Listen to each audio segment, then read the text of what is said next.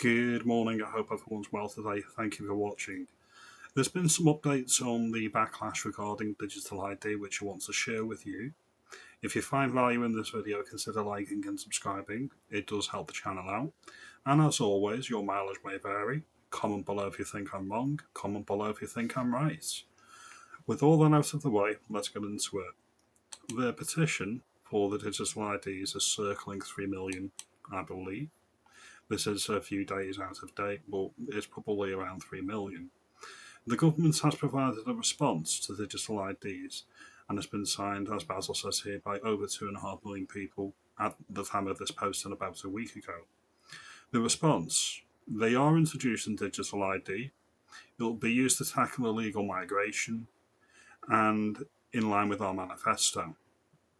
Of course, before the election, the government in waiting was saying that digital IDs were not part of their plan, but now it is. Curious how that works. Anyway, Liz Kendall, she thinks she's being helped here in Parliament, but she's actually being quite revealing. The digital ID, if it comes in, will not be used to tackle illegal migration. It'll be used for all of these things. I'm going to play the clip now. Speaker, I have always believed in giving people power and control over their lives. Control over the public services they use, how they access childcare, benefits and housing support. Control over their data and who sees it. And control over the choices they make to rent or buy a home, apply for a job, open a bank account and much more besides. In the age of the smartphone, we can take this control quite literally into our own hands. But too often, it feels like we're at the mercy of a system that doesn't work for us as well as it should. One with endless form filling and bureaucracy just to prove who you are. Where you might need your passport to apply for a job, your national insurance number to pay tax, your driving licence to buy a pint or a glass of wine, if you're lucky enough to be asked. And most frustratingly of all, you might have to rummage around in a drawer looking for an old electricity bill just to open a bank account or join the library or enrol your children in school. So that's what she thinks. She thinks she's doing us a favour. I know where my passport is, I know where my driver's licence is, I can prove my address, I've got my birth certificate on hand. I don't need a digital ID, and I do not consent. Now, there's people on my side of the political aisle that have put some interesting information up. Now, I'm sure many people will be aware of it, but I'll go through it in a minute or two. It's regarding the ECHR, which Britain is currently a signatory to, even though we've left the EU. But the ECHR is also enshrined in British law, by and large, due to the Human Rights Act of 1998. So even if we left the ECHR, most of those protections are still enshrined in British law. Cards on the table. I voted for Brexit. I would vote Brexit again. I want to leave the ECHR and I want to repeal it from British law. Alright? Now I'm going to get into the purpose of the video, which is people are saying that we can use the ECHR to block the digital ID. I'm going to pose two scenarios. One is it's part of the plan, and the other one is they're just going to do it anyway. The next government, Reform UK, have already pledged that they are going to revoke it and repeal it if it gets in. Which begs the question, why would the government be implementing a digital ID that they know the next government's going to overturn anyway? Why would they bother to do it? Are they actually willing Reform UK into office? Do they want Reform UK in for X, Y or Z reason? It's curious, it really is. And why would they be presenting a digital ID that contravenes and is contradictory to the human rights legislation that the government is so eager to keep us part of? Is this all part of a psyop? Is it all part of a psychological manipulation to say, look, we can't leave the ECHR, look what it stopped us from doing. It stopped us from being tyrants. It stopped us from imposing a digital ID on a population that doesn't want it. Look how lucky we are that we've got these people in Strasbourg to tell us what to do. I'm going to go into the detail now. Okay, where's the detail? Oh, hang on. Speaker. Oh, there we go.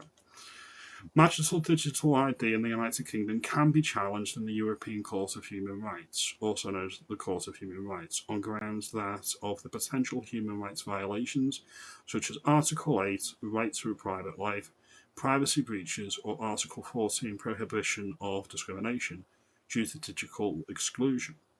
Civil liberties groups like Liberty argue that such a system, particularly one focused on mandatory employment checks, poses risks to privacy, risks of excluding the most vulnerable, and could facilitate government surveillance. As I previously mentioned, I think that's what this government is planning anyway.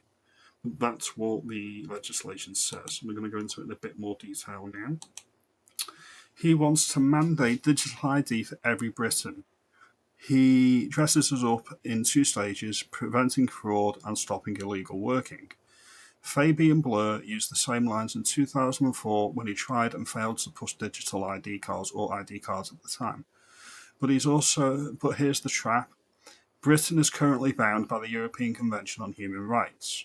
Article 8 protects our privacy. Article 14 bans discrimination. Strasbourg has already ruled against blanket DNA and biometrics databases in SN MARPA v UK 2008, and against unregulated facial recognition bridges versus South Wales Police. You cannot strip people of their livelihoods or force them into a surveillance of pain and starvation. Any mandatory digital ID is tied to work or survival would fail the ECHR test for legality, necessity, and proportionality.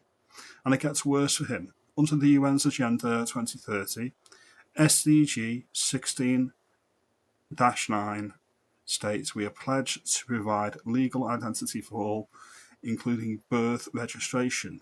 That language was written to protect migrants, stateless persons, and refugees. It means digital ID cannot be lawfully used to exclude foreign workers from jobs and/or services, and it has to empower them.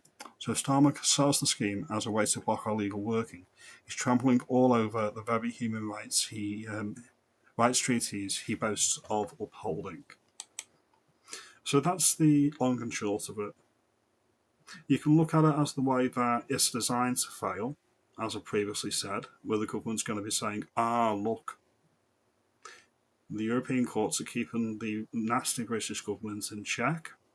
They're stopping us from putting things into power and putting things into legislation that are illegal under international law. Or the other option is they're just going to do it anyway, because laws are interpreted for some and they are applied to others. Look what happened to Tommy when he was in prison. He was subjected to cruel and unusual punishments, which are illegal under the ECHR, but our government did it anyway. Solitary confinement, not allowed to see his children. And the same could be said about that guy from a few years ago who put the stickers up saying we're going to be a minority in our own country by 2060, I think it was, Sam Mellier.